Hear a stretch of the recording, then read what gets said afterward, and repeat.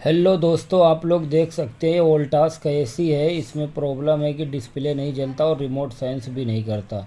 आप लोग देख सकते हो ये डिस्प्ले कुछ भी नहीं दिख रहा है थोड़ा भी इसका। तो अभी ये सर्किट इसको हम निकालेंगे और रिपेयरिंग के लिए लेके जाएंगे।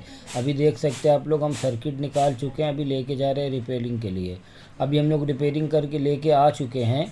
अभी लगा के आप लोग को दिखाएंगे। लगाना स्टार्ट कर दिए हैं अभी हम लोग, ये देखिए लगा भी चुके। अब चालू करके दिखाते हैं। ये देखिए हम लोग एसी चालू कर चुके हैं, डिस्प्ले एकदम सही आने लगा है। और अभी देख सकते हैं आप लोग पैनल के ऊपर से भी डिस्प्ले फर्स्ट क्लास दिख रहा है। वीडियो अगर आपको अच्छा लाइक करें, कमेंट करें, शेयर